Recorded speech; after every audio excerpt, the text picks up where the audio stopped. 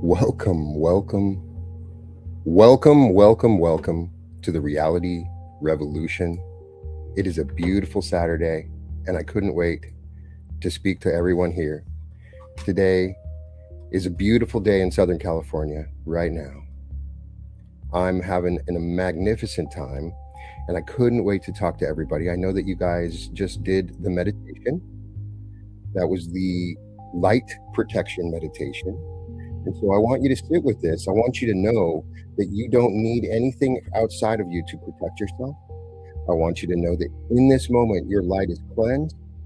There's no negative influences, both inside and outside. The secret power of light protection is that you can also modify your thoughts, beliefs, and patterns because the light is intelligent. And the more that we can work with intelligent light, the more that will happen in your environment. Here's an interesting thing I was told when I was channeling with the operators. They said that that's how we all began as particles of light that decided to move from the stillness of the space and the void and enter in to something greater, something more profound, which was becoming a conscious being. First as an amoeba, then as a cell, then as a second density being, then moving into a third density, which is what you are on right now. And for some, it's a shorter or longer path, the amount of time that you have been physically embodied.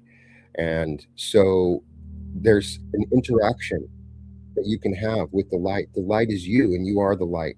It's where you came from, and it's where you will go. And if you have a complete understanding of it in this new environment, in the fourth density environment, you can program the light. Program it right now. So I'm excited to evaluate the different possibilities of the quantum moment in this moment. You come to me cleansed and protected. You come to me in a unique space to ask questions, and I want to show you the power of the now moment. Some really cool people here. Let's show the comments. We got Osmond, Al Pacino, Sean's in the house. How's everybody doing? It's just so good to see you. Lori Scarborough always makes the days. Always good to see you, Gay. Leslie, thank you for joining us. We've got some amazing people. That's the thing that people don't really understand. The Reality Revolution is truly amazing. When I go to these events, everybody's so unique and special and awakened and powerful. And I just love that. It's just so much fun to see that. And so I would love it if you guys started interacting and getting together. One thing I want to do is be a catalyst to bring together the Reality Revolution. What I found is the makeup, the demographic of the people that listen to my podcast, the Reality Revolution, is absolutely fascinating. We have really popular actors. We have people in sports. We have in almost every major sport that follow the Reality Revolution. I've had people reach out to me from the intelligence agencies and also at the same time reach out to me from every part of the world and every country in the world.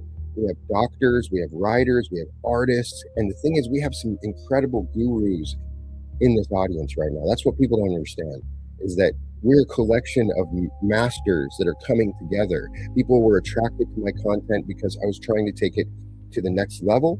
And so what you have now is a collection of people. That's what I'm most proud of with the Reality Revolution. It's a family, a spirit family, a group of people. We are the Avengers. We came here to change the world because of who we are. We carry so much love in our heart, in our lives, that just our presence changes everything around us. We exist within our own realities, and we're slowly pulling people into the better reality by living in the timeline that we choose. And so it's been a really interesting week. Been upgrade my sound, get my sound better, and working to get some more interesting video styles. Something, if you notice, I've always done videos off camera. Now, the truth of it is, when I talk right into the microphone, it sounds better. That's the problem. But if I do that in a live where I'm showing my face, I'm farther from the microphone and I'm not able to use the same sound. And another thing we're learning is that if you listen to the normal Reality Revolution and as opposed to the live, we do add some reverb into my sound. My sound is always sound edited. I have the most amazing sound editor. So a lot of people were attracted to the Reality Revolution episodes because I was getting the sound edited and it sounded like meditation even when it wasn't. So now when I'm on camera, we've used the edited sound and it looks weird because I have this reverb as I talk. So we're learning about how to do that. We're learning about how to use the camera, and I'm trying to make a more engaging um, episodes. We had a lot of people that were excited about the Stargate tapes episode, and I'm so proud of that one. That did well. But at the same time, I had some really interesting episodes that I'd love to talk about with you guys. I hope that you got a chance to see the Awaspe episode. The Awaspe, this 1,500 page massive book that is at times crazy, at times brilliant, completely insane, and needs to be talked about. The storyline that's in that book is discussing the sort of battle in the higher heavens and how complex the spiritual realms are and how they interact. And that's what I found pretty interesting. And so here in a little bit, we'll I'll play a little game. I got some books we can pick some random pages from. Also, this week we had the episode on Abdullah, and I hope you guys got a chance to see that. And I wanted to acknowledge, as I did again, the amazing, incredible research of Cool Wisdom Books in finding Abdullah, finding the real Abdullah, getting his picture, finding out he was this singer. And I'm really excited. What I'm hearing is that we're going to learn a lot more about Abdullah, that they're finding more information, that he may have had teachings that were written down, things like that. So I'm going to be on the lookout, and I'm always checking True Wisdom Books website, and we should support them because they're hosting like a ton of lectures, and so it's super exciting. And in the house right now, I have the one and only Kyle Boyd's in the house. How's it going, brother? What's up, my man? How you doing? It's going good. We were just talking about what I've been doing this week and the Awaspe episode. I had an episode yesterday where we talked about Abdullah, the teacher of Neville Goddard, and his background. It's always been a mystery. I've had interviews with people that said that Abdullah was maybe faked by Neville Goddard. And then Mitch Horowitz said he was this guy, Arthur Ford, but people had done all this deep research. And then this girl, Tina Yost at Cool Wisdom Books, found the real Abdullah. Like he was this baritone singer and he was this badass. And this guy that he was, for the time, this is like in the, I think 1908, he was just super, it was this very black guy, right? And it didn't matter. He like would walk into the opera house and he'd be like, "You're going to put me in the center," and they'd say, "Okay." Nice. He was this like really strong and powerful guy that taught Neville how to imagine in the secret meaning of the Bible. So it was Abdullah that taught him. It was. There's this. They found the Abdullah, and there's so much more to it. And so I did an episode on that on Friday where I released that, and I got a chance to talk to the girl at Cool Wisdom Books. And she's done some amazing research. And I was just saying to everybody to be sure to check that out.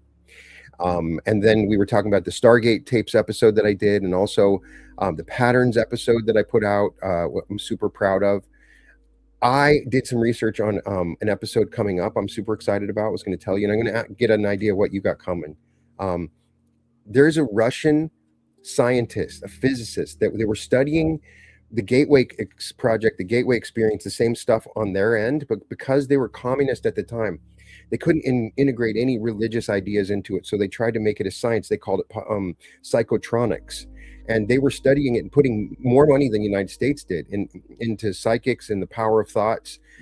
This is during the Soviet Union, when they were in the Cold War, when they were competing. And so this physicist gets stuck in, gets put in Siberia because for then anything could happen. You know, he was a scientist and he was talking to some spiritualist for his research, right? Yeah. So he sits in this Siberian gulag for 10 years, only thinking about this physics equation. Nice. About time. he comes out and he has like this massive equation. He said that he figured out time, that time was like a fluid. And so he then instructed in his papers that that's like 73 degrees altitude. They had this aluminum cylinder that has a swirling exact circumference with the math of it, and that you sit inside the cylinder, and then they would have a random computer generator, like say circle, square, pyramid, like different shapes. And then the person would sit and write them down, and they would write them down way before they happened. 5 to 20 minutes before they would write down, they were able to see into the future with this, right? Because I found that when I was doing the research for our future self work that we're doing in Maui and in Anaheim, studying the science of reading into the future, and it's super fascinating. I would love to talk to you about that, because you just know everything and you've read every book on every topic. Not true. I don't ever want to be like. I know you don't know everything. I know you don't know everything, but you've read more books than anyone I've ever met. So you probably are the most wise person that I know. And that's a possibility that it's probably true. It's definitely true. It's an addiction. There's not even a close second. Yeah, like I'm an addictive person, so this became my addiction, right? So, yeah. So what I was curious about, because it's becoming really hot in the spiritual community, at least from my observation, is remote viewing.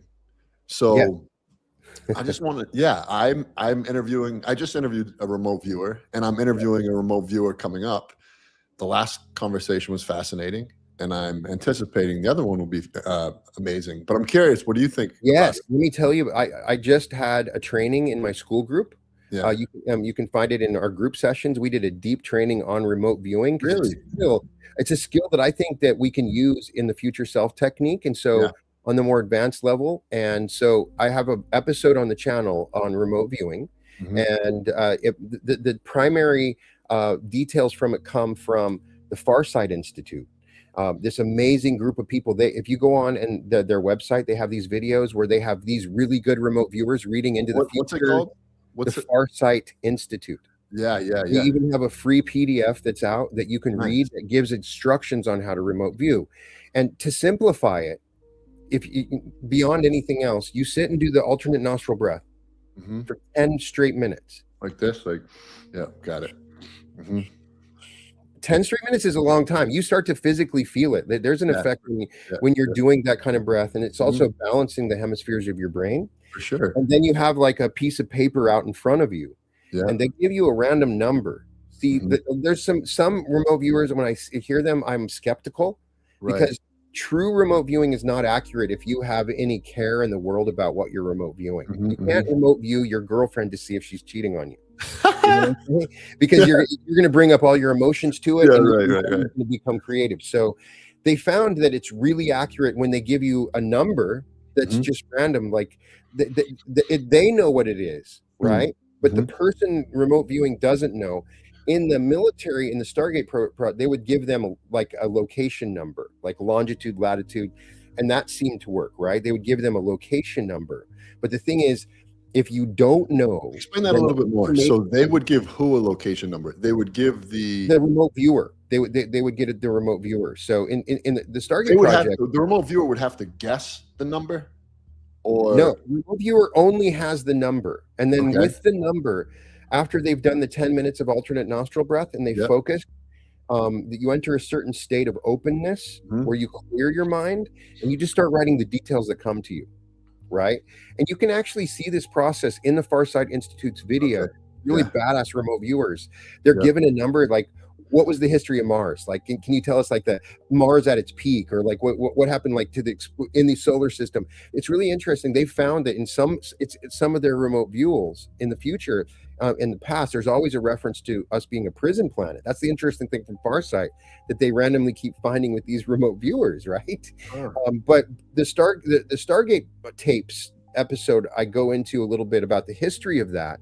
They were able to use remote viewers to, like, they could see details in Russia, like where a submarine was, and then they even found they could see into the future and past of it, right? So my thing is,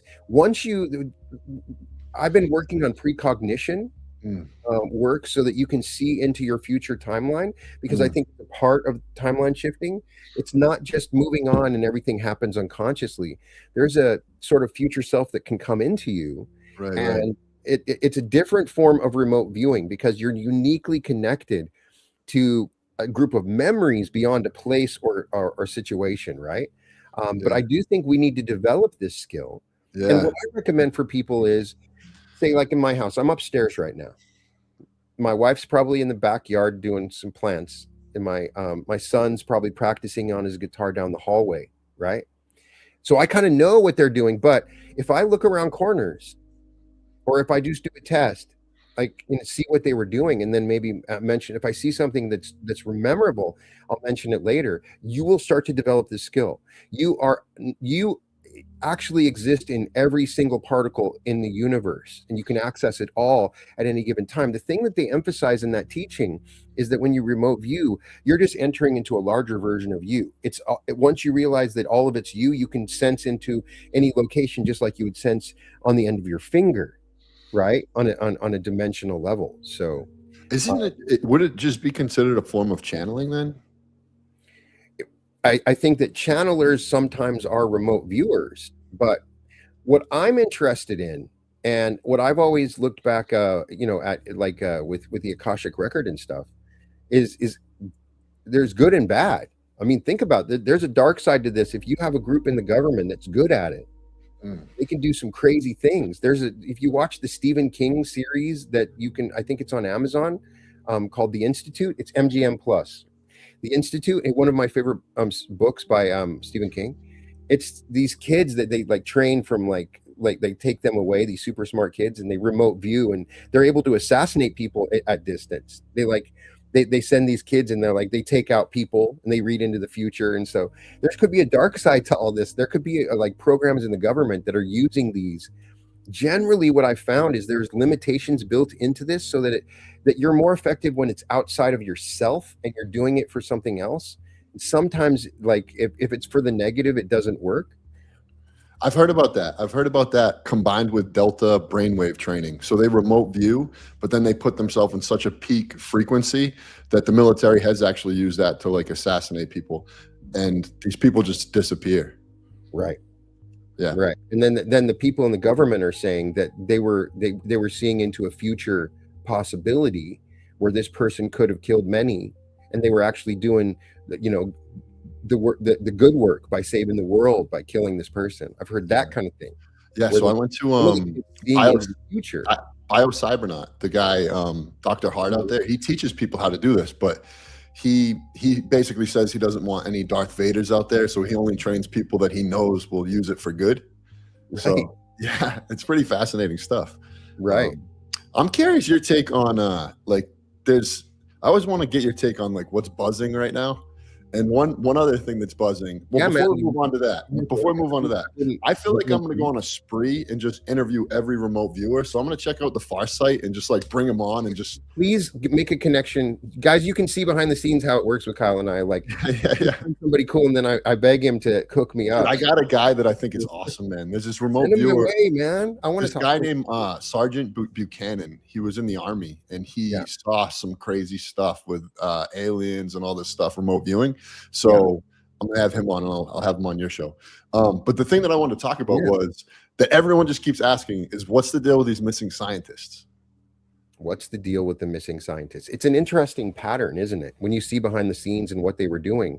And there's some very good classic science fiction and fiction novels that you might even find in my mass market paperbacks right down there that have similar scenarios where they go and take out scientists. Now, the United States is also guilty of this. They went around, according to the United States and other people, I think it might have been Israel, but this is many years ago, when they were trying to take out nuclear scientists in Iran. Motorcycles were driving up, and they were putting like a magnetic explosive on another car and then driving away, and that scientist was killed. So why wouldn't it be happening in the United States? And the real question is, what is it they were trying to stop or block, if it's true, right? We do tend to see patterns sometimes when there isn't patterns, right? So you want to look at that information and could be, could be not. The real thing is, what's the link between them? If there's a super clear link, that tends to give more evidence to the fact that maybe something did happen. And when you see senators and congressmen sending inquiries to the Department of Justice saying in the inquiries, something needs to be researched, this doesn't appear right, and from both Republican and Democrat, then there may be that dog may hunt, like they say. Yeah, that dog may hunt. Now, do you have any intuition on who would be doing that? Do you think it's intelligence agencies or? Well, it depends on what I haven't really read what it is that they were studying, what it is what they were doing behind the scenes. Yeah. It's going to be the real key in understanding it. You know what I mean? So when I ask remote viewers, what all I've gotten so far is that there were bad actors involved, but no specifics. Right. You know? Yeah. So it's interesting. If you get a good remote viewer, that you start to see the problem that some of the remote viewers that I've talked to, it's not falsifiable. The information that they give is always impossible to prove. Do you know what I'm saying? It's always It's like what was going on in their head, or like stuff there's no way. I want to have provable information coming in, and then I can trust it. That's a test I would agree, and I run into the same problem interviewing so many channels when they have contradicting information. It almost kind of like just cancels everyone out. But you have to trust use your intuition on who you actually resonate with. What I actually find interesting, though, in talking to all these channels, is how similar they are. There is a lot. There's a concept in writing. Actually bringing back Stephen King. This is how they found out about Stephen King. I remember back in the later 80s, there's these books that came out, the Richard Bachman books, like Running Man was a book under the name of Richard Bachman. The movie The Long Walk, if you watch that, you got to watch it. It's crazy movie. That was read by Richard Bachman. And so people found that they could look at the structure of words and they could say, oh, this is actually Stephen King, right? Yes. What I find interesting with the channelings, some channeled entities, when you study their syntax, like a writer, it's always identical. It's always the same. That's what with Bashar is interesting, is that you can actually look at all of them. It's the same entity. You can definitely see it with Abraham. And then what I find most fascinating is in the Law of One, it's multiple people that are all the same being. You can tell by the syntax, the use of words, the patterns they use, and those are almost impossible to replicate. You have to be a very good actor. They're all the same being. They're all the same being. If you run it through an AI, it would be so clear. When I'm reading it out loud, it's so clear that being is the same. They use the same words. They have the same. Every time it comes through. Every time, and we're talking about maybe 7 or 8 all channeling, because they do it in groups. It's a group. Yeah, but you're not saying like Bashar is the same as the Z's. You're saying that each channel, every time it comes through, is the same entity. The first level. The second level is that they are all kind of the same. When you start to see a very similar, non-contradictory pattern in all these entities, they may, like when you listen to Melchizedek with Paul Selig, who is going to be in Maui, that's going to be amazing. And so, if I challenge anybody, if you want to see one of the most consistent, amazing productions in any channeling work ever, it's Paul Selig. Paul Selig from the beginning, to the very end. I don't know how many it's up to right now, but if you, the way I recommend everybody to access Paul Selig, is on Audible. He narrates the book, and he's not whispering to himself in the same way. So, I like that, because I feel like that's probably sometimes how it happens. Yeah. But when you listen to the book, it's he does these tunings where he goes and you can actually start to feel it when I'm listening to the book. The body is quivering, and all of it sounds the same. They have the same way of talking. They use the same common words. That's what's impressive about the channelings. But on another level, even though they're talking in their own styles, they're still pretty much aligned. I'm not seeing that many contradictions. It does feel like they all exist in the same universe to me. Most of them. It's very few nowadays. It used to be, I could easily tell. There's a couple out there that I still see that it's all fear-based. It's all what's on the news right now. When you're talking about Elon Musk or something, then that's generally not what they're going to do. They're not going to make references to what's going on in the news or fearful predictions of the future. So I don't know. It's a fascinating subject. Yeah, when I listen to, like, when they channel live on my YouTube Yeah. channel, I really get myself into a relaxed state and try to like almost open myself up to channeling as well. And there's this lady, Kelly Kolodny, who channels Raphael. I just had her on, and Oh, every time I have her on, the most powerful transmission comes through me where I'm seeing purple. I'm yeah, like see, that's what I'm talking about. completely Or entrained. experience in hearing the channeling live. There's Yeah. something happening in the energy exchange. That's what I'm saying is happening for a lot of people. When other people that don't understand look at it like, what's going on with this? But it's Yeah. actually a visceral, tangible feeling experience that you're having beyond what the words are, right? I almost think that somebody has a higher probability of channeling for the first time while somebody else is channeling, like receiving that high information, that energy that's in the room at that time. Right, right. Yeah. I get that. I get that 100%. Yeah. So I was telling you about Ken Lloyd that I interviewed this week. Yeah. I've heard a lot about him lately. Got to contact him and put him on. He'd be great for the Heart Coherence Collaborative because he had like 22 walk-ins all at the same time, and he was like emptied out. Yeah. And so he's speaking a light language and then telling you, and it's like he like gave up who he was completely. He was this tech guy that was doing antivirus software and sold companies on Silicon Valley, and then boom, out of nowhere he divorces his wife, and he's just on the road and he's just doing these light languages, and he has all these healings. He's going around healing people with these light languages. I found it fascinating. I'm sure that people in the comments are mentioning that as well. That was pretty interesting. I told you about Vinnie Tolman. I might have mentioned that last time I was here. But the guy who died, he was put in a body bag, and then he observed himself from up above while he was Tell me dead. about that. When does that come out? Probably this week. Favorite interview ever, man. Most eye-opening. Whoa. Yes. Everybody got to check out the Heart Coherence Collaborative this week. Yeah, and it's like this guy's not famous, right? He's well known for his story, but he's not like this big name person. And it was my favorite interview ever. Oh wow! I can't wait to see it, man. I'm looking forward to it. I always am, man. Yeah, so, you get a real taste of heaven, and what you get a real taste of it. Yeah, he went to heaven, man. Yeah. So yeah, I'd love to talk about that because my episode on Owaspe, then I did an episode called The Resurrection Machine. Didn't do as well, maybe because people don't want to think about it, but I talked about, okay, what happens when we die? Like, what do people say? What, like all the different theories, like the Tibetan Book of the Dead and all these different things.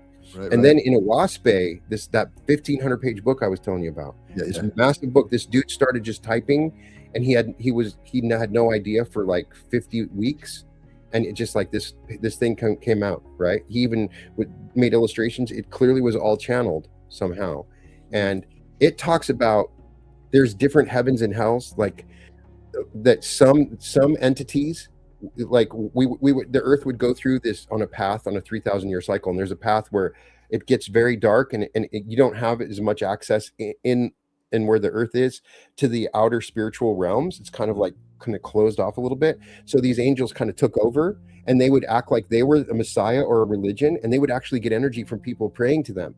And so like 4 of the major religions were like hijacked, and then like the entity would come down, and then when people died, they would go to these little afterlives that were created by these evil angels, and they would feed on those entities in the afterlife, and they had their own created hells and heavens. And then as the light started clearing up, there was a battle that came down. When they came down and started access, they had a battle with the angels that were doing this, and all these wars in our past and stuff were organized by these like bad acting angels that were trying to do their own thing.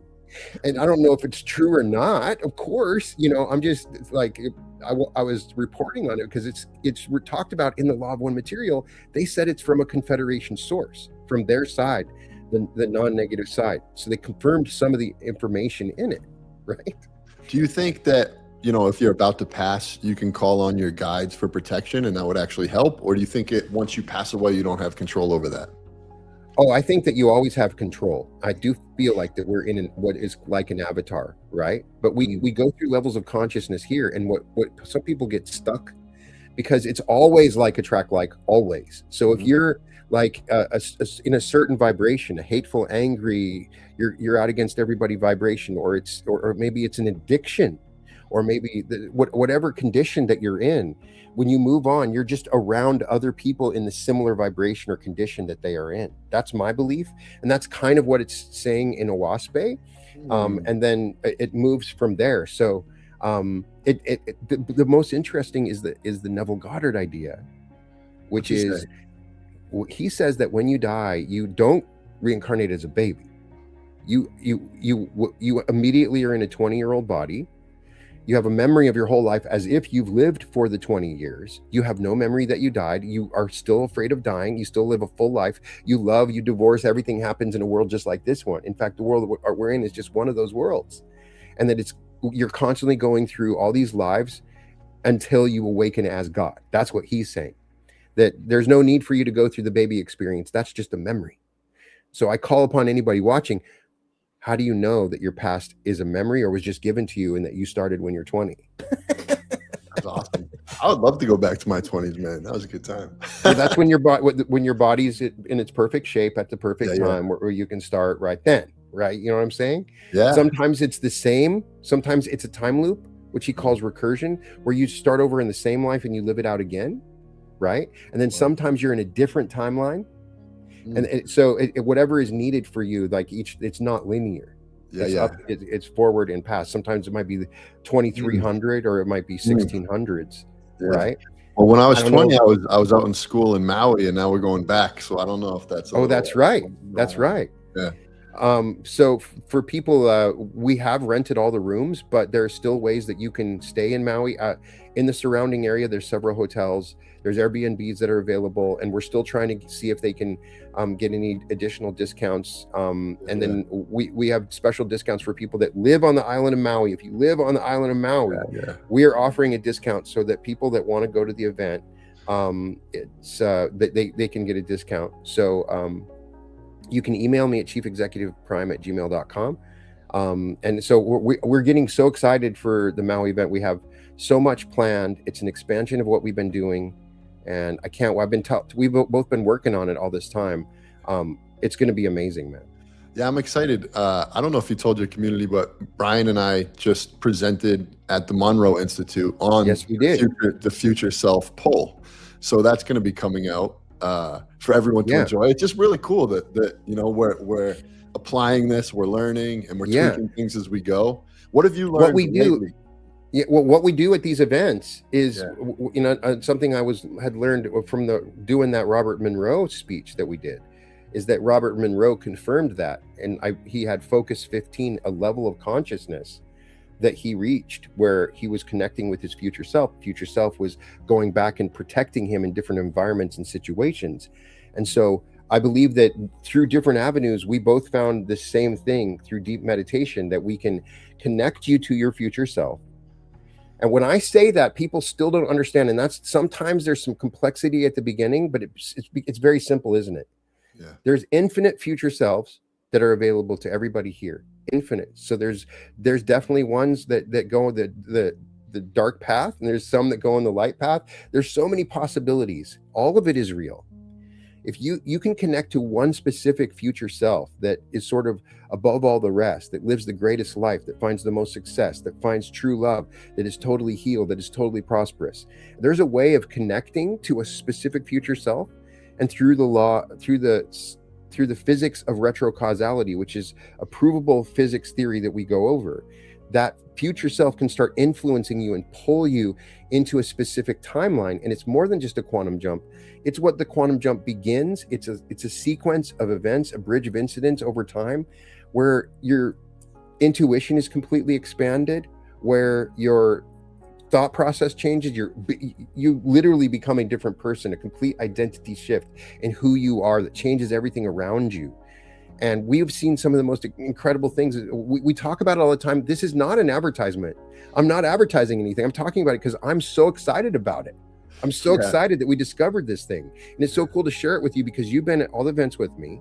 Yeah. And there's some people in the comments that actually have been at all of the events. We've had a few people that have been at every single event. And so it's been really exciting to watch that, because every time we do it, it's even more intense. There's more of a connection that forms over time.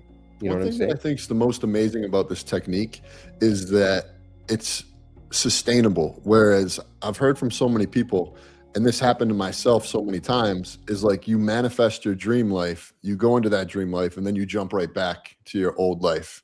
It's almost like, you know, you jumped into this new timeline, but you didn't feel worthy or something, so you jump right back. You know, I did that so many times where I would like get the dream house and then something would crazy would happen and I would lose it. Right. So why does this create sustainable change? The future self, Paul. The thing about that, when I first started my channel and we did quantum jumps, and quantum jumps are effective. You can shift into another reality right now through using a specific set of breathing exercises and energy techniques and visualizations.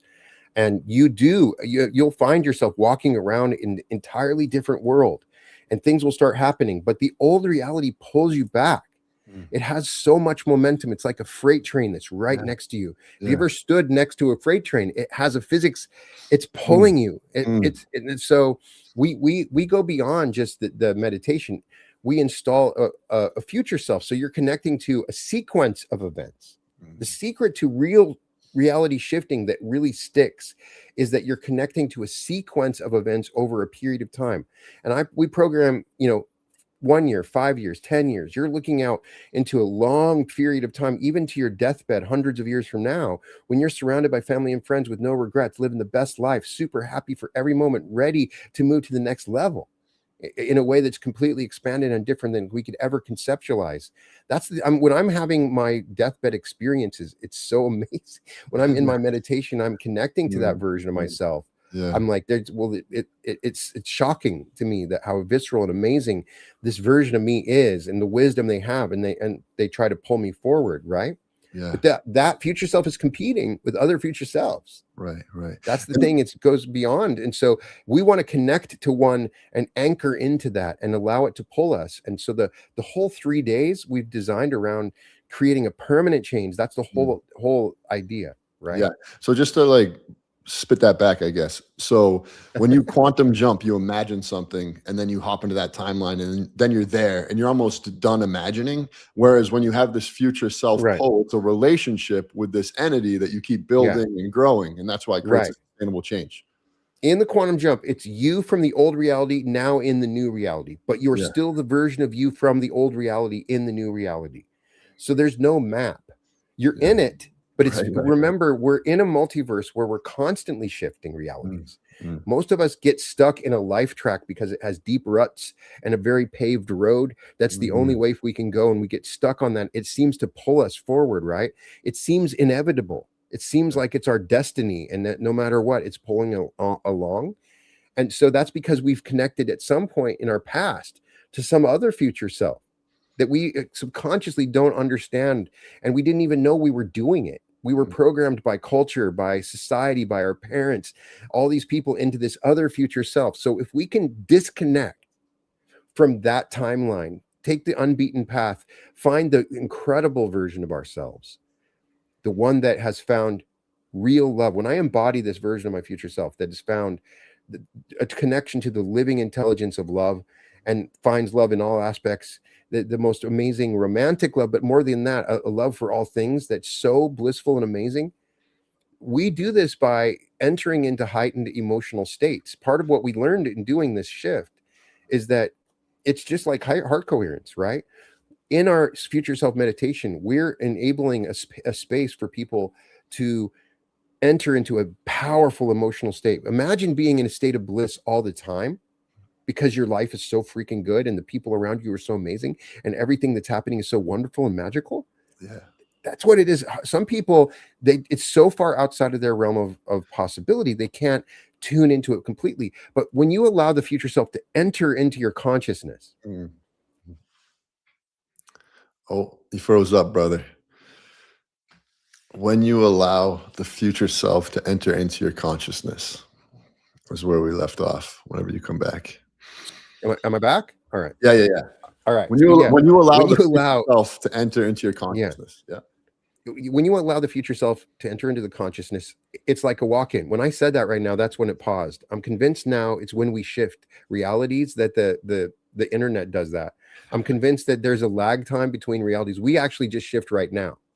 It might have been because the people in our group were listening to my voice, and suddenly the future self walked in. And then there's always a hiccup in my internet when I do. It's now my sign, right? So Nice. when I the walk-in, if people know about walk-ins, in many cases, I think it can be the future self, and we don't even know it. And so it's this version of you that's in your consciousness that helps think your thoughts. Eventually, that old version of you is like, you got this. I'm going to go and chill. You know what I'm saying? Yeah. And that future self sort of takes over, and there's an inner knowing that everything's going to be okay. You contact the right people. You meet you set the right appointments. You write the right books. You make the right choices, and then these miracles start happening.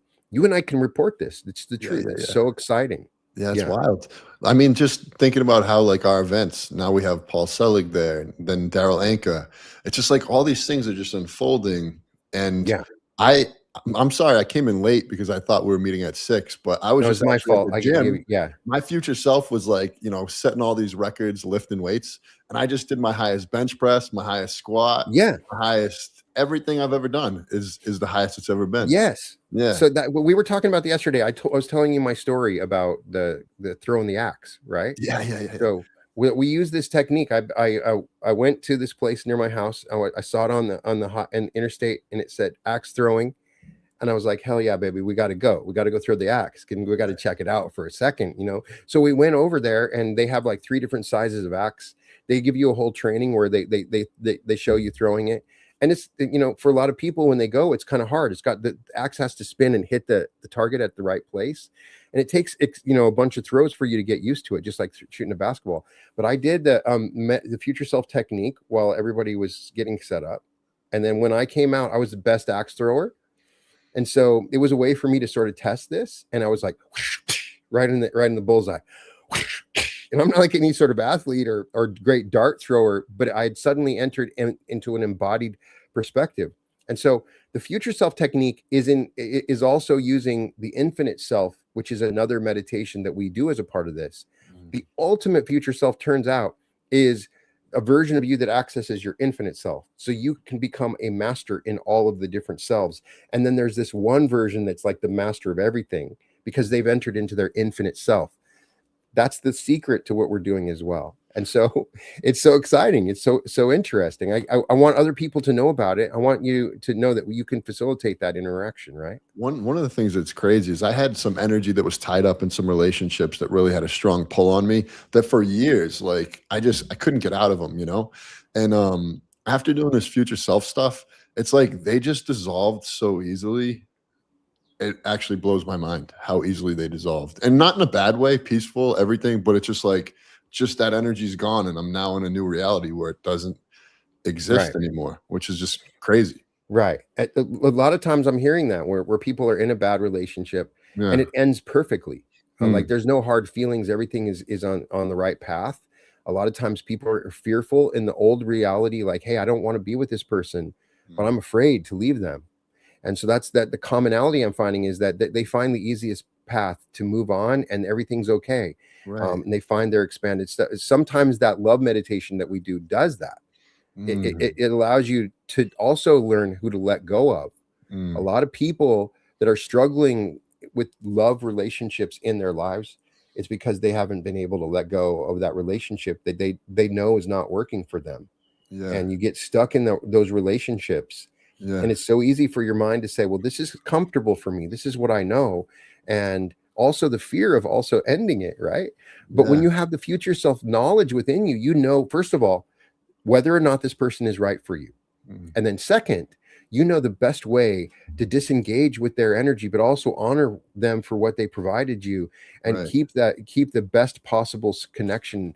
And so that's one aspect of this that I find really interesting. So yeah, it's so fascinating. It's when you're in that future self energy, it has to dissolve with ease and grace. You know, it will not be an ugly ending of whatever relationship it is, whether it's a friend, you know, or family. You know. But yeah, I forgot to go back. You had mentioned Daryl Anka. So yeah, we have Daryl Anka, who's going to be in Anaheim. Yes. And we're going to be in Anaheim on July 24th through the 26th. The link is Mhm. in the description, and we're surprised we got a lot of tickets that have sold for that, and so they're still available. You can still get them, and the early bird price is still available. And you'll be able to see Daryl Anka. We're going to talk to him as a part of the event. On top of all the future self stuff, to be able to do that at the same time, I'm so excited, man. Aren't So you? many people You've actually interviewed him a lot, right? I've interviewed him probably more than anyone in the world, honestly. But Yeah. yeah. And so one of the It's things all because of you we got him, right? I mean, so one of the things that I'm doing in like the evolution of my interviews is if there's like a group consciousness surrounding a specific person, I will reach out to that group. So for example, Bashar, Daryl Anka, he has this massive Facebook group with like 200,000 people. So I reach out to that Facebook group and I ask them, does anyone have questions for Daryl or Bashar?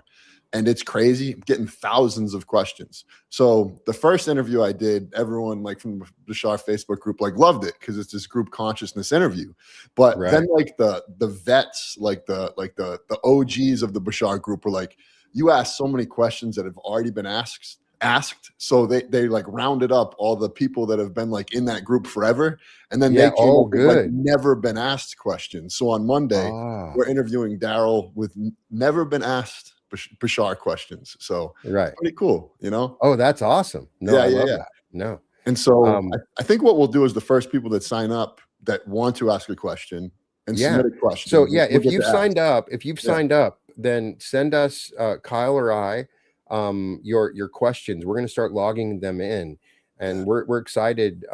We're excited about that. That's going to be really amazing. And we're also going to be in Sedona in November. And that's what's crazy. We have some things unfolding for Sedona that are really cool. We have some things unfolding with I don't know if anyone's ever heard of Pia and Cullen, but they're this beautiful couple that channels together. It's wild, dude. I've seen them on. I've seen them. You've seen them? I've seen them. Energy comes in them at the same exact time, and they're both like simultaneously, and they're really cool. They're going to be in Sedona. And then Lily Nova, I didn't tell you this, but she just messaged me. She's like, I would love to be involved with that. So we got Lily, we got P and Colin, and in the party. We're looking at the logistics of it, but it looks possible for us in the future self meditation to walk to the vortex. We're at Hilton at Bell Rock, so we're going to walk down, and we're going to be in the vortex when we do the future self meditation. Can't be anything cooler than that. That's going to be exciting. We actually pre-sold a bunch of those tickets at our Newark event that already went to the Sedona event. Be a hot spot, man. So I'm really excited that, and also we are doing a large sums of money event in Austin. It's not going to be that's solely focused on manifesting money. We're going to take it to another level in Austin. And we're gonna announce that soon. You'll be able to get, and it'll be our first time doing an all money event, and each meditation will be designed around a specific aspect of money, about receiving money, entering into the infinite stream of sources. We'll do advanced large sums of money teaching. We're gonna enter into the flow. I mean, there's so many things I have planned for that we can't fit it all into the 3 days, but I'm so excited for that, man. Yeah, I know, but we had a comment last week when Brian, why is it you're always talking about the events? It's because I'm excited about it. I'm the dude that wants to tell. I'm like, you got to go see this movie, man. You got to see this because I'm excited about it. I really genuinely am. This is something that you and I are not doing this because we can make money. We're doing this because of the experience we have at these events is so incredible that we want to continue to experience it and bring people together from the group, right? Yeah, honestly, like everything that I've done up until this point in regards to the HCC, I have not chose it. It chose me. It just shows up as the next thing to do. And for both of us, this showed up. Like the way that's actually unfolded is pretty crazy, Like we wanted to just do a small house retreat in Maine where 12 to 15 people came, and we set up this website for 15 people to book. And there was a glitch in the website. And then when it went live, 50 people signed up. So we knew we had to do a bigger event. And then that was the start of this whole process, Yeah. Our future selves were pulling us. There was a part of me that didn't want to do live events. And then it was each one has been such an expansion. Yes. As I've done it and I've keyed into the energies. What's interesting that I haven't talked to you as much about is when you're on stage in a room like that with everybody sort of meditating, something starts coming through me. I'm supported and aided. I feel like that. Somebody mentioned also they saw like wings in like something going on behind me. You heard that, remember? Yeah, Like on the last day, and I yeah. felt that too. Like we do this meditation where I have the energy come through me, so that I can help everybody else. And so I have this visceral feeling that something's coming through me, and it's like one of the most interesting things. Yeah. I never imagined that would be something that would happen, right? That happened to me too. The very first retreat, when I first got up there, I was just like, wow, the energy just flowed through me like crazy. Yeah. No, there's secretly some really powerful, like ascended style masters that are showing up at these events, that are sitting in the corner of the room, that are obviously bringing a ton of energy and light. When it's all mixed together, it's just really interesting. It does feel like we're in those moments. We're not in the earth dimension. Like from Yeah. the day it starts to the end, everything's playing out like this incredible movie. Yeah. Right? Have you let people know that you're working on a new book or no? That's like top secret or I what? kind of mentioned it, but Yeah, yeah. I don't want to. We're good. We'll keep it in It's the vault. written. We'll keep it in the It's vault. going to be about all the stuff we're talking about. Yeah, yeah, yeah, yeah. Yeah, That's yeah. great. And so that's going to be Everyone really send that interesting. good energy though. That's send out some good energy. Yeah, that's There's cool. good possibilities that can come with it. And Yeah. so you got my two other books, and I have a book that unpublished in my school group that you people can access, an Cool. unpublished book. Yeah. Cool. And I've also written a couple other books that are just exclusively on the channel. So but that one I'm really excited about. That might be the one. I think that's the one. You know what I mean? Because we're taking what we're learning in these events and what we've been studying. All right, we were going to do something before we take questions. All right, I have two books. I have the Book of Lists, Book of Lists, and I also have Mysteries of the Unexplained. All right. And so we were talking about before this. We were talking about downloads from the quantum. If we are in the moment and you just trust the flow of the moment will always provide these gifts to you, right? So when we have two people, we can do this. So let's start with, give me a page number. I'm going to open it up. 144. 144. 144. On page 144. Almost there. 150. 144. Oh, it's about a sea monster. Ah, I see. Let's see here. See that? Nice. All right. So it's 7 members of an Irish family who lived among the lakes and peat bogs of Connemara in West Ireland watched a large beast disport itself in the low Nahooin from sunset until dark on the evening of February 22nd, 1968. It goes into the mystery of the monster that come up in that lake. Nice. That book I used to love when I was a kid. When I found that book, I could just sit and read it all day long, and I'd see all these mysteries. And so I kept it forever. What was the name of that monster? Mysteries of the monster the oh man, I already 144. 144. The name of that monster was they have not named it. It was in the Low Nahooin. So they have not named it. It's come from a book called Alien Animals. There's a bunch of different, that's the section on sea monsters. There's actually a section on here in monsters that have been spotted in different places in the water. The whole section's fascinating. Totally recommend it. But yeah. Have you ever, one of the best bathroom books when you're is the Book of List. Okay. What is it? Have you ever read the Book of List? No, I don't know anything about it. This is back in like the 70s, and there's like a whole bunch of different Book of Lists. And so they just started making lists of different things, like the top 10 of this, the top 10 of this, the top 10 of this. And it's like super interesting to open randomly to any page. Let's see. This is essentially 487 pages. So pick a page. All right. First number I see in the chat, we're going to go with. First number? First number in the that chat. Pops up that somebody types in. I haven't seen in the chat come up yet. Wait. Nobody's got a number in chat. It's coming.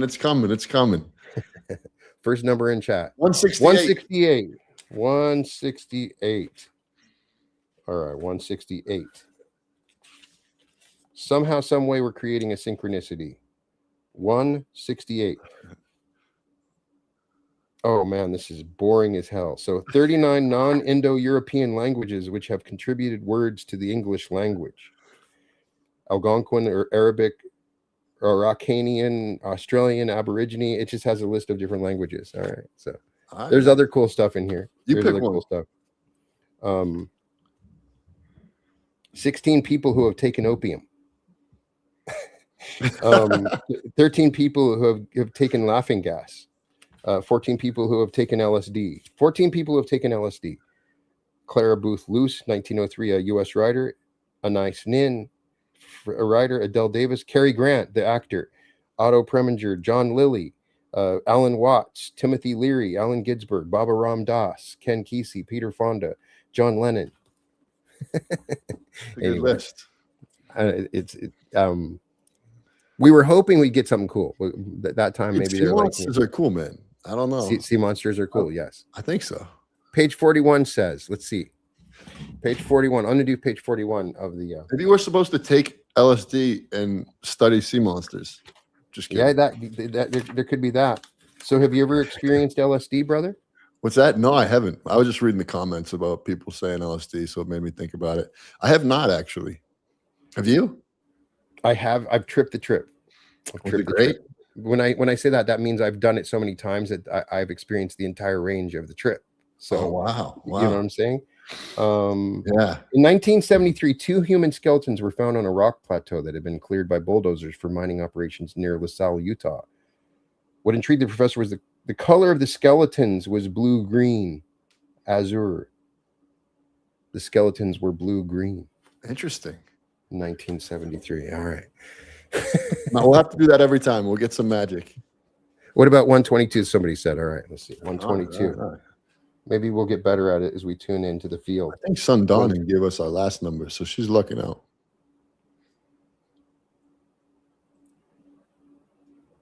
After 3 years of marriage, Anna M. Fellows of Cambridge, Massachusetts, left her husband William in 1879. There was no trace of her for 20 years. Then Fellows came home one day to find her in the kitchen preparing a meal as if she had never been gone. She would offer no explanations, and somehow they settled down together once more. But after 3 years, Anna departed again, this time for good. dude, that's my great-grandfather. No, I'm just kidding. I'm just kidding.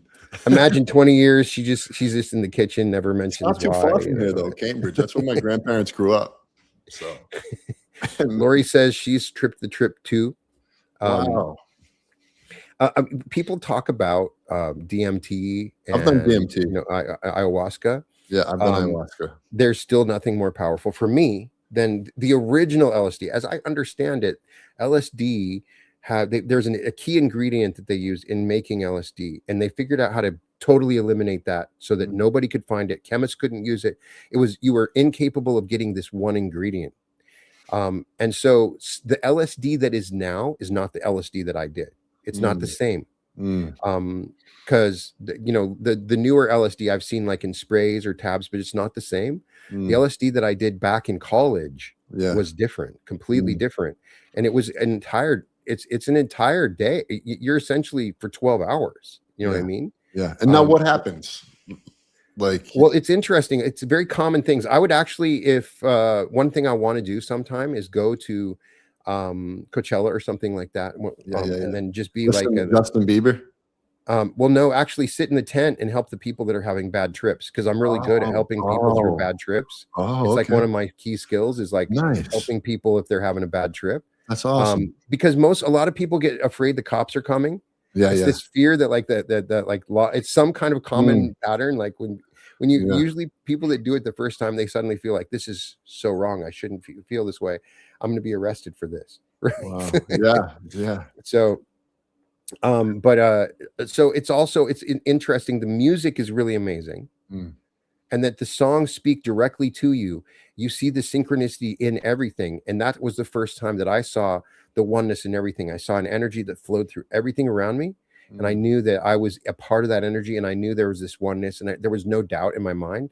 I didn't need faith anymore to know the existence of God in that moment. That was in my first experience, and it changed everything. I was a completely different person from the moment I did that to now. There's no Brian Scott without having done that. Although my experience is that you don't need to do LSD, as Ram Dass also discovered it, because Ram Dass was spiritually inspired from his LSD experiences. But really, you're only you're dipping your toe in the pool. Yeah. You're not swimming.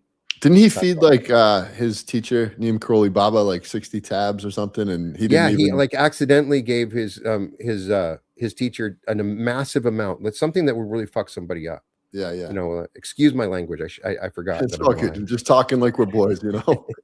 But it would really mess somebody up, and so that was my is that when I read that story about him, he didn't even notice it. It was like, it's no big deal. Yeah.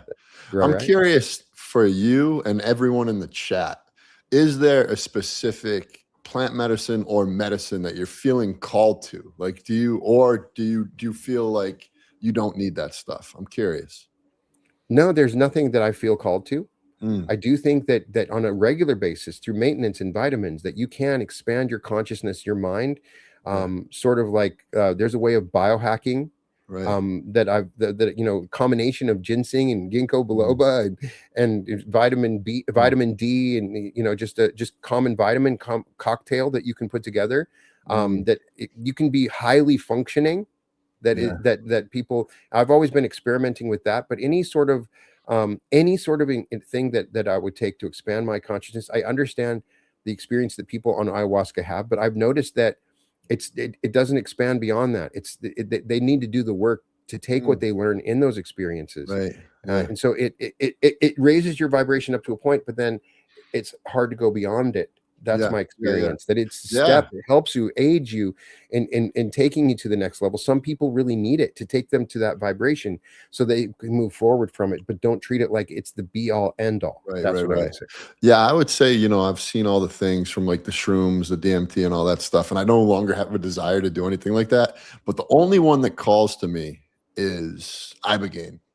Just heard so many fascinating things about ibogaine. It's not like a fun. It's interesting. They just passed a regulation. They signed a thing to make it to experiment ibogaine, and Yeah, that's one of the only ones I've never done.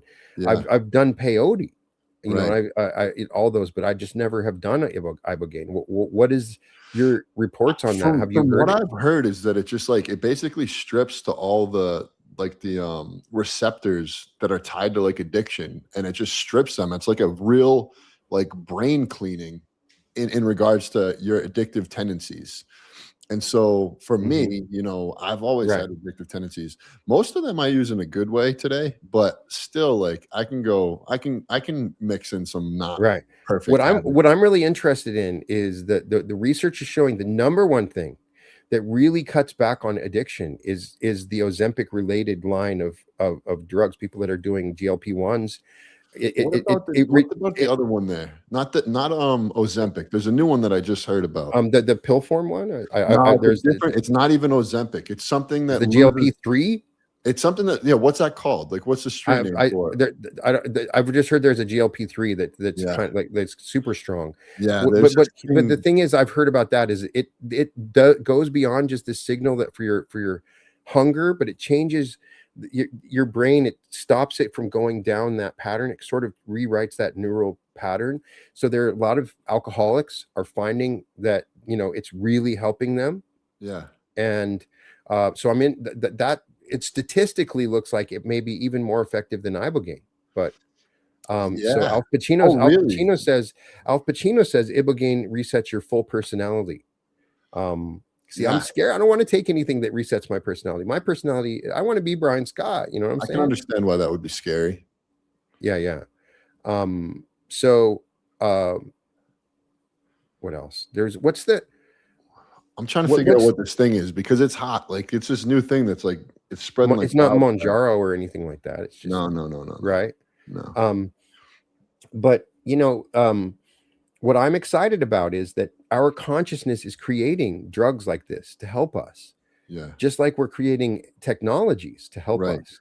Right. So Right. Right. when people speak out against things like Ozempic, but we actually see people that have really struggled with weight, losing their weight, it's because in consciousness, a large group of people wanted to lose weight, and they found an easier, effective, safer way over time manifested into this. And I feel like there's things that we will manifest in the future because it's all in consciousness that we're creating these drugs, we're Yeah. creating these cocktails.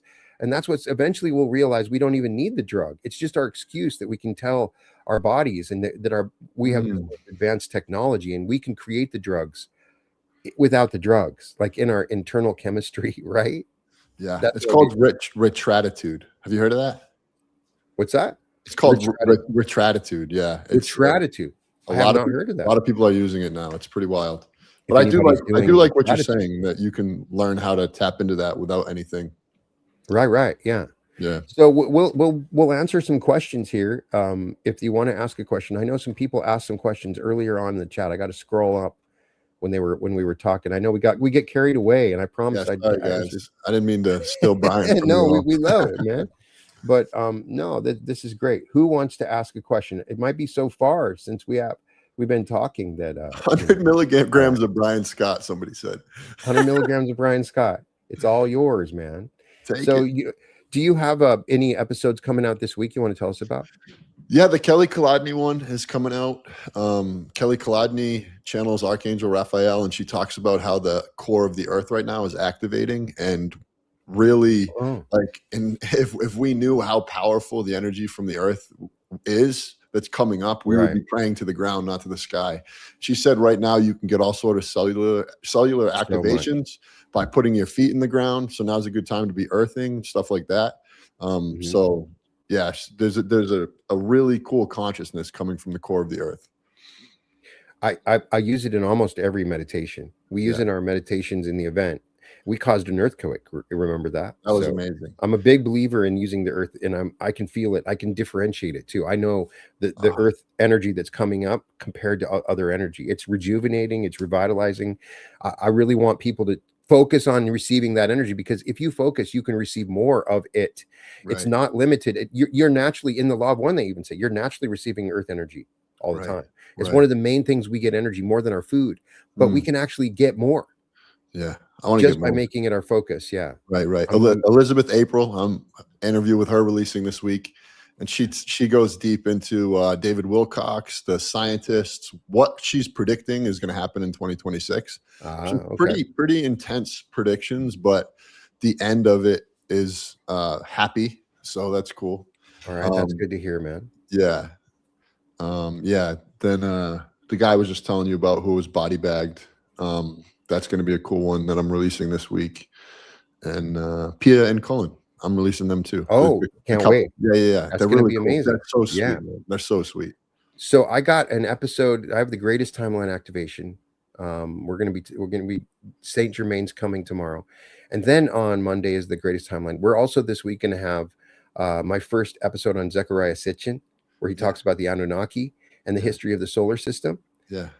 And so I'm excited. Nice, dude. Along those lines, I have somebody that I think is going to be coming on your channel that I might have hooked you up with. Yeah, but I'm not going to say it for sure. Don't say it yet. All right. But he might know something about the Anunnaki. That'll be a little hint there. Oh, yes. Give it away? Yeah. What I find it most interesting in doing the next, why didn't I cover this more in the past?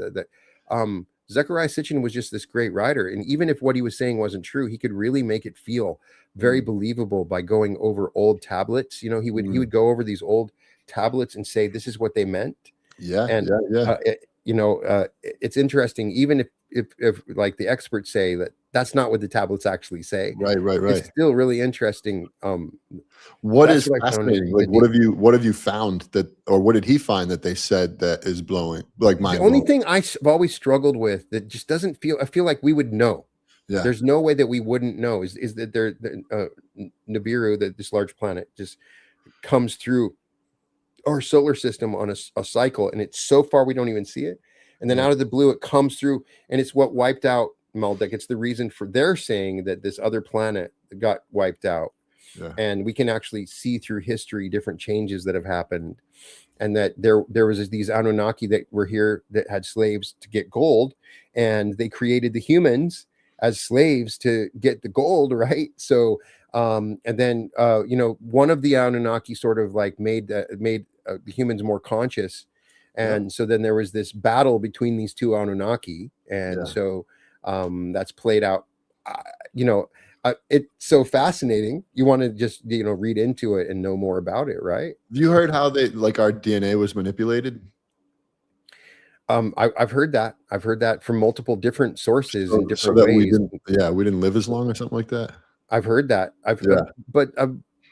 I find that the DNA itself to be a fascinating. Essentially, it's a computer program. It's really it's proof of some sort of intelligence because it doesn't seem random that DNA would be able to occur. So, yeah. Did anybody ask a question that whole time, or they're so into us talking that they'd rather listen to us talk? It looks like even when I asked for a question, everybody's just listening to us talk. I get that vibe. I know what you're talking about. You know what I'm saying? Dude, have you ever heard of Harry Mack? I know this is like, have you ever heard of Harry Mack? Okay, no, I haven't, at least unless you tell me what Harry Mack's talking about. Maybe it's completely off topic, not spiritual. Yeah. But dude, this guy is the most amazing freestyle artist in the world. Like he does something that is so impressive. I don't know if anyone's heard of Harry Mack, but I love him. I want to get him on my YouTube channel. Just saying. Get him on there, man. Check him out. Anybody listening, check out Harry Mack. He's cool. Like your kids can watch Harry Mack. He's just super talented. He's the most talented lyricist I've ever heard of. Alf Pacino says, "Are you taking volunteers for the Anaheim event?" Yes, we are. If you reach Kyle or I, we actually will offer a discount, and you can come to volunteer. And we are taking volunteers for the Anaheim event. Absolutely. I'll put my email in the chat. Yeah. Harry Mack Divine Flow, Sean says. Harry Mack Divine. They call him the white unicorn, dude. The white unicorn. All right. Well, that's cool. Has anybody else heard about Stephen Greer and Bashar not being who they say? Truly hoping not, but a little worried. Does anyone know for sure? Well, the truth is, with anything that you see, use discernment for whatever it is. You just don't know for sure. The only person that intuition, you know. I love what Ross says. Ross says, "Don't take what we say. Like we're the ultimate arbiters of truth." Yeah, that's what Daryl says. You got to take it, and you got to choose for yourself. You're the one that chooses, right? Yeah, that's what Daryl says too. So. And so I've come to the point, well, I won't badmouth anybody, but I'll do that of myself. I'll apply my own discernment. Right. For what I'm experiencing. Yeah. If somebody, I would just recommend if you're tuning into somebody and you don't get a great energy and it's negatively affecting your timeline, then don't worry about it. Just move on to somebody else that you resonate with. Right. I agree with that 100%. Yeah. True North says, "I love you guys. Love you too. Love you, True North. Would love Brian to have Tara Arnold on the show. I don't know who that is, but to me, I'm going to find her. I'm writing it down. We're always open for new people on the show, and we're expanding out. Somebody said we should start our own separate podcast, the Kyle and Brian Show. We could do that. Let's do that sometime. I got to get a nice setup like you do, man. Well, it took me a while to get that set up. So that's what we could have guests on. I think it'd be cool, man. We got a good flow. If we brought in, I'm saying that we could do a radio show. Everyone listening, imagine that for us, because we would. If anybody has a connection on Sirius, Kyle and I will do a radio show on Sirius, and we can talk about anything. We will even talk about movies, right? Yeah. You know what I was watching last night? That I totally recommend on Netflix. Man on Fire. Oh, man, it's some great based on the Denzel Washington TV show. Remember the movie? Remember the movie? Right. Like it's action. He plays it's the classic, sort of it's got that Reacher vibe. You've seen Reacher yet? No. Promise me you were gonna see some Reacher. Dude, I've been so caught up in Harlan Coben, man. That's my guy. Oh, Harlan Coben's my guy, but I've watched all the Harlan. Yeah. You've seen all. Harlan Coben is its own thing. It's its own universe. If somebody said, "What's the genre?" Harlan Coben. That's the genre, right? Like it's its own genre. Yeah. Like all the Harlan Coben is like you can't trust anybody in the show because they're going to be somebody that's not. And there's there's a mystery that's occurred, and while you're watching it, it always plays out differently than you think. Have you ever predicted it?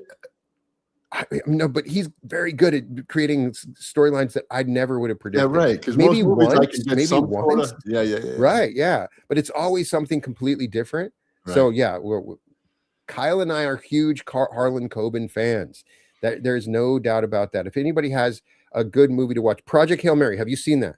No, dude. I feel. Oh my god. Oh my god. All right. Listen to me. Let me just tell you.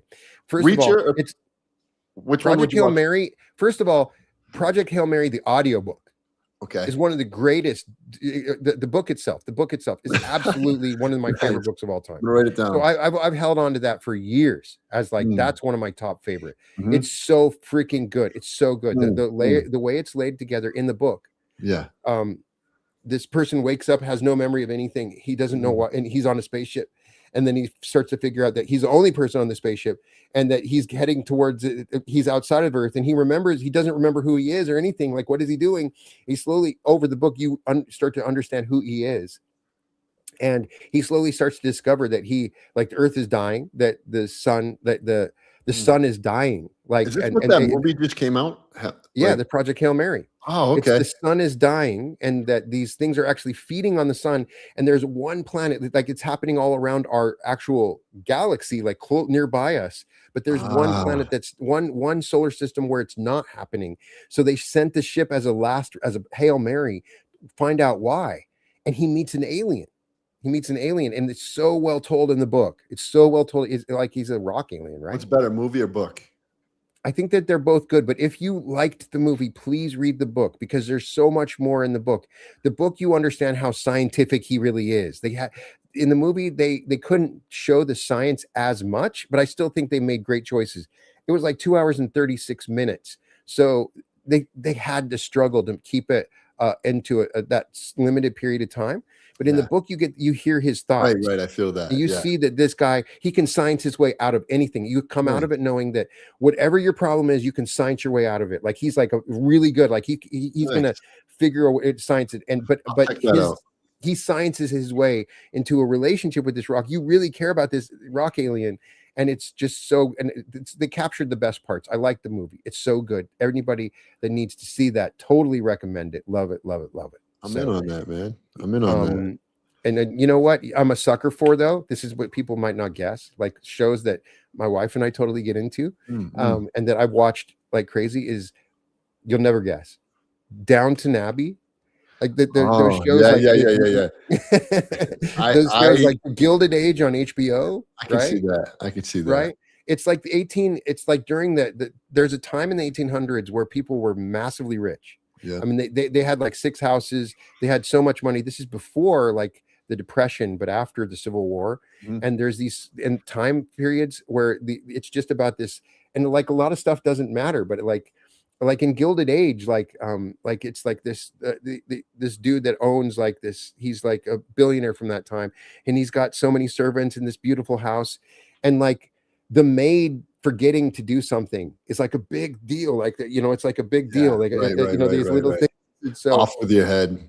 We're watching the Forsytes now, because we get Masterpiece Theater on PBS, and it's like, it's good, right? So and you know what, we saw a series recently that it's so good. You subscribe to PBS just for it. It was so freaking good. It was the Count of Monte Cristo, the newest version of the Count of Monte Cristo. Man, this guy is just put into prison for no reason, back in those times, right? And it's like, shows like his escape and his like total redemption. He becomes I can't explain it. It's just so good, man. So, I like stuff like that. I was me too. Big fan of Prison Break back in the day. I'm a fan of that. What is better right now, movies or series? What is better? Series. I think that we've reached a point where series are able to tell a larger, more intensive, compelling story. But I'd love to get. I'm a huge fan of movies. Let's see. One thing I got. Great book treat. 1001 movies. Okay. You must see before you die. I've actually seen all 1001. There's some really good ones. You know what I'm saying? I'm a movie junkie because my dad was. Did you watch movies with your dad? Not really, honestly, dude. I this is gonna sound lame, but my 2 sisters hogged the airwaves, bro. So I was watching Little Mermaid and stuff at a young age. But I would always fight to get on there, like with Mighty Ducks. And my favorite movie was The Newsies growing up, because I was a newspaper boy. Newspaper boy, had a little newspaper out. But I was a screenwriter. I wanted to make movies. That was my ultimate dream. You know what I mean? If I had known what I know now, I might have been able to do that back then. You know what I'm saying? Right. Hey, Sun Dawning has Stargate SG-1, man. I'm telling you what, I'm a Stargate junkie. I watched all the Star Treks, sweet, of course, but Stargate, people don't know. That's like 10 seasons, 20 episodes apiece, 200 episodes, and they would go through a Stargate into other planets on every one, and it was like a totally well told story if people want to know, man. Great stuff. Under the series, I thought saw a movie Under the Skin this week. It was good but disturbing. All right, we will check that out. We will check that out. Hey, one thing, can I just give a plug for something in my life going Please. on? Yeah, Yeah. so in the Heart Coherence Collaborative School, we're giving free memberships to anyone who's like a teacher. We're building like this network of teachers. So every Monday we do a heart coherence Awesome. meditation. Every Tuesday we do breath work. Every Wednesday a different embodiment technique. Thursday we have a prayer circle. You know, so we're doing all these different things, but anyone who teaches something, reach out to me, because if you do, you can have a free membership. We're just trying to build this beautiful network, a collaborative yeah, it's so cool, dude. We're doing heart coherence 7 days a week. So no, I recommend it. I'm in your group too. Yeah. Another one. Did you read Speaker for the Dead? Speaker for the Dead, Orson Scott Card. One of the great books. It's actually, if you ever saw the movie Ender's Game, it's a sequel to that.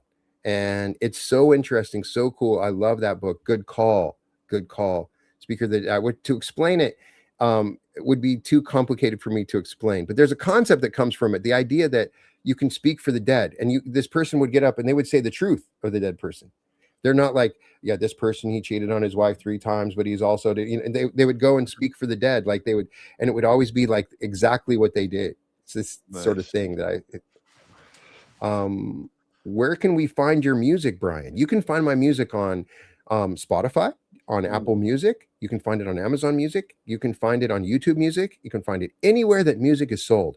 And I have a second YouTube channel. Be sure to check it out, The Brian Scott Musical Experience. And I have a new album coming out. We've released a lot of the songs on that album, and I'm excited to announce that album will be coming very soon. And so you can get all that there. Just look up Brian Scott Musical Experience when you go to Spotify. Thank you for asking. I appreciate that. Brian, I'm super into my music. So Brian, how did this live between us? I was just trying to think, how did this live between us like form? I feel like it has to do with the Future Self poll, because it's like out of nowhere we're on live every Saturday together. But how did that come about? Well, you were like, hey, we need to go live more a little bit. What do you say we check out StreamYard? I was like, oh yeah, I heard about that. I'm gonna go check it out. And I was like, oh, this is kind of cool. We can go on together live, because I admittedly, some people say, oh, you're so smart, Brian, but no, I'm like book smart, but not common sense. You know what I mean? So I've been doing lives for like 8 years. They were never very good. They were with a terrible camera, and I would always freeze out. And it was like, I get it. But now we started doing it. It was fun. We realized it was fun. You know what I mean? So we jump on, and so it's interesting. I'm so glad everybody that gets to join us, man. Yeah, it's like the world just get insight on our relationship, our friendship. Yeah. How about Firefly Serenity Space Western? Love Firefly. And I heard they're going to have they may be having an animated sequel. If you see the movie, I really loved the movie even more than the series, the one that was related to Serenity. That was great. Ender's Game was required reading. That was, I did like Ender's Game, man. Oh yes. The Seventh Son, Orson Scott Card, Alba the Seventh Son, all the Seventh Son series are good. Orson Scott Card got canceled, at some point, and it's unfortunate because of the breadth of his books that he wrote, because he wrote some really amazing books. He is one of the great science fiction authors, no matter what you think about him. He's great. Oh, Lori says Tank Girl, classic from back in the day. That's like in the 80s. Good call. Whatever happened to the girl that was in Tank Girl? I actually saw her once when I was living in Los Angeles when I moved to LA, and she was like just in this house in Venice. I walked through and was like, whoa, that's the girl in Tank Girl, man. It's kind of cool. What is your experience with seeing like just out and about famous people? Me? Yeah. I used to, like, when I grew up, I saw a lot of New England Patriots because I live near them. So that was cool. You know what I mean? I was the newspaper boy for Teddy Bruschi. I actually used to go hunt them down. You know what I mean? I used to go find their house when I was like 10 years old and get their autographs. So that was like my start. Wow. But so you've talked to Mike Vrabel?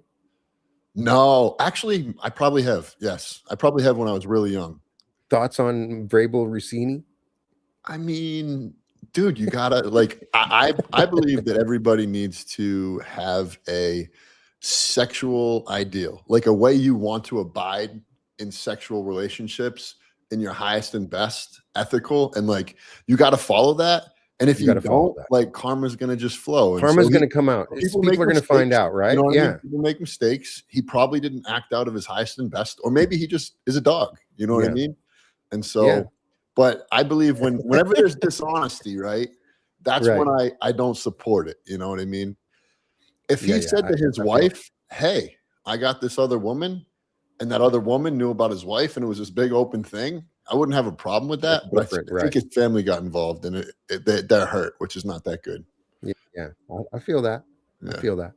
Yeah. But thank you for sharing that. And you guys had a better draft than the Broncos did. So the Broncos draft, we only started picking in the 3rd round, and like we traded our second. We got Waddle, but we had a great draft. You had a great draft. You got some tackle, and it looks pretty good, pretty solid, man. Yeah, so that's why I've been busy not watching too many shows, because we've had the Bruins and the Celtics in the playoffs. So we're just always, but Bruins got knocked out last night. Celtics are playing tonight. So. Oh yeah. Yeah. How about you? My nugget. Famous? I'm so bummed. What's that? Have you seen anybody famous out and about? Oh, that's the thing I was going to say. Is like when I moved to Los Angeles to be a screenwriter. This is in the 90s, right? Yeah. And I had written some screenplays. That was one of the most incredible, fascinating, because this is back when people worked in LA, and it's not as much anymore. But I would always see famous people, B level, C level, A level. One of the fun things is to be in like a good part, a nice part of downtown, LA, or like a cafe in Beverly Hills, and just sit on the outside and like watch people walk by, like, oh yeah, that's her, that's him. You know what I mean? And so we would have these, so the list is long. Michael Douglas, Charlie Sheen. And a lot of times it would shock me. Like they would be either way shorter than I thought or way taller than I thought. Yeah. And I always made an idiot of myself when I tried to talk to them. Right. That I always, when I would say something, I would be like, "Oh man, I'm such an idiot." When I, you know what I'm saying? When I would, there's some, who's the guy in Two Dudes in an Automobile? Ashton Kutcher, right? Oh yeah. You saw him? We used to several times, and so I used to go with my friend to this band that he loved. He like knew some of the people in the band. It turned out Ashton Kutcher was a big fan. They were called Drive-In something, I forgot. And so we would see him like on the 3rd time. My friend's brother had been on set with Ashton Kutcher as the photographer, and there's a scene where the guy that was in American Pie that he's with, and they like kissed. Ashton Kutcher kissed this guy in his show. Oh, really? Yeah, and I was like, oh, that's interesting. I asked the dumbest question. Like when I finally, I was like, what was it like when you had to kiss so and so, and that he was, asked him that. He was like, yeah, right. He was all mad, and he was like, I got scowled at, and I was like, oh man, why did I even ask? And then my friend was like, dude, why did you even ask? It's so stupid. I was like, oh my god, dude, I couldn't believe it. So then, one of them interesting was going to the movies, and my friend and I went to the movie. And then sitting right behind me is Anthony Kiedis, the lead singer for the Chili Peppers. Yeah. And I was like, looking back, you know what I mean? I was like, I just want to thank you for making my life better. Yeah. I was like, okay. Yeah. And I was like, okay. I saw Steven Tyler once at at a Spencer's. Yeah, dude, that guy's lips are unreal, bro. Like you think they're real? No. But no. Okay, yeah. But if you see them up in person, it's like you can't. So a dude got a lip injection. So Steven Tyler, and this was like when I was 10. Like, and that was before maybe lip injections were lip injections. So maybe it's real. Yeah, he was a wild dude, man. Very cool to meet him in person, though. It's always. Aaron Hernandez unfortunately lived right behind my house. Oh wow. Yeah, that's a whole story. You heard the shots. I heard the shots. Yeah. Would the police talk to you? No. They never can talk to you. Said, "Hey, did you hear the shots?" Or it was I didn't talk to them because I basically was out late on a work night, hanging out by a fire with my neighbor. Just hanging out, like cuddling up, and it was sound like an explosion, and so I said to her, I was like, "Did you just hear that?" And her brother came running out, and she's like, "There's gunshots like in the industrial park," and I was like, "Whatever." So I went home, I told my mom, and then the next day I was driving to work, and my mom was like, "You got to come home." They said that Aaron Hernandez is involved with some like shooting in the industrial park. Oh wow! And so I turned back, but at that point on the radio, they were already saying that there was like witnesses and this and that.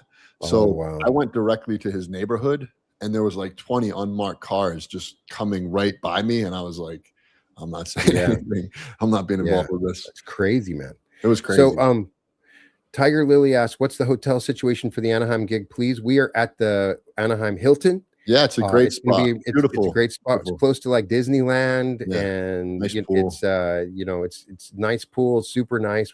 It's going to be great. The Hiltons we've been to have been amazing so far. Is there a Hilton hotel discount? Yes, there is. For everywhere we right go, now, there's always a discount. Yep. But the thing is, you got to get in early, because we might be like 200 people to the event. Usually the first 40 or 50 we can get the discount for. So if you want to get the discount, you got to get the early tickets. And I will say that for some of these places, there's a significant difference between the discount and not. So it was pretty sizable for Maui. Maui was it was crazy. It was like it was a crazy 2 something crazy versus difference. 6 something. I know 300 Sedona versus when 900. Sedona, we're going to in season, and so the room rate is like $299. But if you don't do that, it's like $1,000. So yeah, get on the Sedona. When we announce that, jump on that if you want to go to get the hotel, and then if we do it quick enough, if what we have found is if they book all the rooms quickly enough, we can go and try to add some more. So if people want to run into that problem right now in Maui, where everyone's asking us like, "Hey, we want to stay at the hotel." And and we did everything we could because we booked the hotel in Maui. So November, I think it's 19th, 20th, and 21st is Sedona. Yeah, I believe so. It's November 19th through the 20th. I can run the Sedona ad at the end of this. I have it saved up, loaded, ready to roll. So that, we haven't send it, man. No, I mean on this video at the end of our live today. Who's going to Disneyland? Is Gleena coming out to Anaheim with us? I might go to Disneyland after. Honestly, I might. I'm excited because Kyle's going to vibe at the house. You can take advantage of the hot tub. You know what I'm saying? Dude, and we're also going to eat some Korean barbecue. Oh, dude, bulgogi. see, Kyle and I have we have a love for Japanese and Korean barbecue. You got to come off the GLP-1 that week, dude, and just okay. Full send with me. Full send. All right. Sounds good. I'm just kidding. You do you. Let's see here. November 20th through the 22nd. November 20th through the 22nd. Oh, okay. I was off by 1. When are we coming to Daytona Beach? We're definitely going to Florida next year in 27. Yeah, Florida's on the list, and it'll be one of the next spots that we're looking for.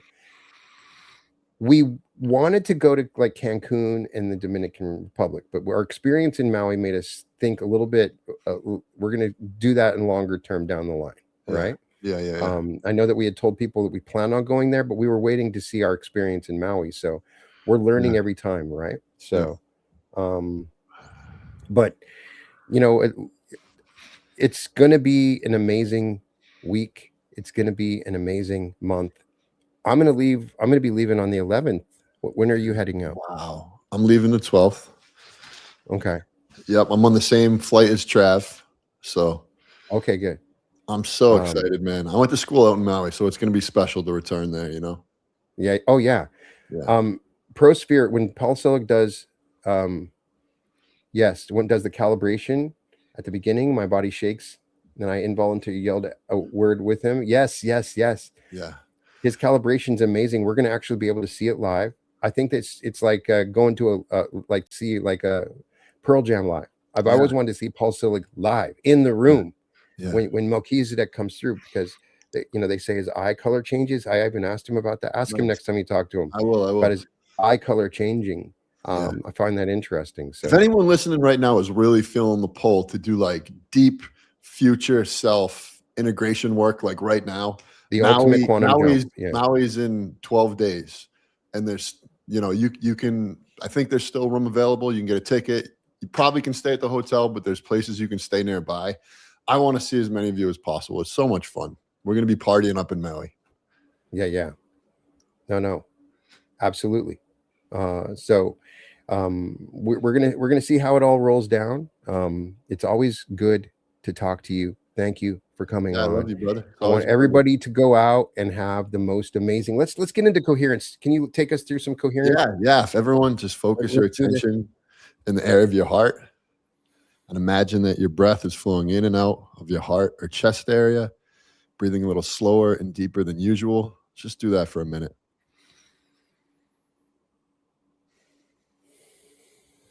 And as you're breathing in and out through your heart, you can put your hands on your heart. But if you could help me by just bringing a smile to your face as you breathe in and out through your heart.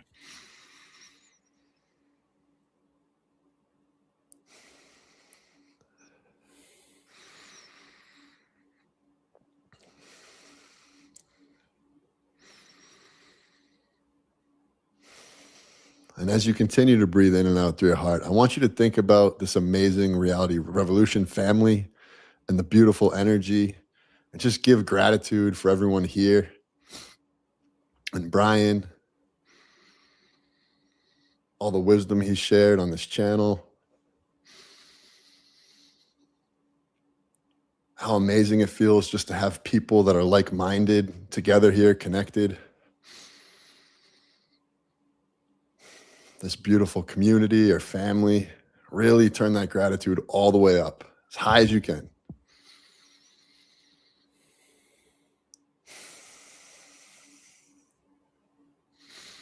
You want to add anything, Brian? Bring up the happiest feeling. You have that happiest feeling that you've had, that one moment that comes to mind, the first one that comes to mind. I want you to feel that joy, that experience, that bliss. Experience it for the first time in your body, as if you're experiencing it for the first time. That excitement, that joy, that bliss, that moment that happened. Capture it. Pull it up into your heart. Pull it up into your body. Slow down your breath. Feel your consciousness shift entirely into your heart, outside of your head.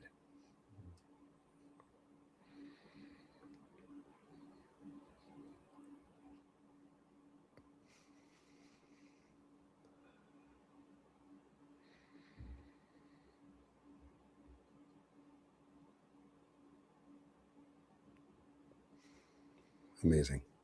Yeah, man. Let's go. Now everybody is in the heart coherence. We're all connected in this moment. Somebody asked about channeling the operators. We can do that next time. Next time we share live, we can do that. I just want everybody to go out and have the most amazing day. Let the day play out for you.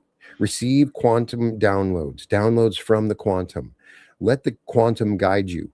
Ask yourself in this moment, what is the most powerful experience I can have today? What is the most high vibration experience that's available to me? Open yourself up to the randomness of that. Maybe you need to go on a walk or go to the store. Maybe something's going to happen. You're going to meet somebody. Something wonderful is going to happen. There's a reality available to you, and we're just wanting you to come and join us. In this reality, it's a new earth. It's a new place. It's a new existence, a new way of being in which your consciousness is connected and you feel genuine love and truth from everybody in here. And together we can join into the most amazing experience. We can manifest it for real. So take a moment, allow yourself to pull that up. And we'll close off here with Sedona. Now, we haven't put Sedona in anywhere. We haven't been announcing it. So it's only the people in the live that are getting access to this, maybe one other time. So I'm sending all my love and light to everybody, and welcome to the Reality Revolution.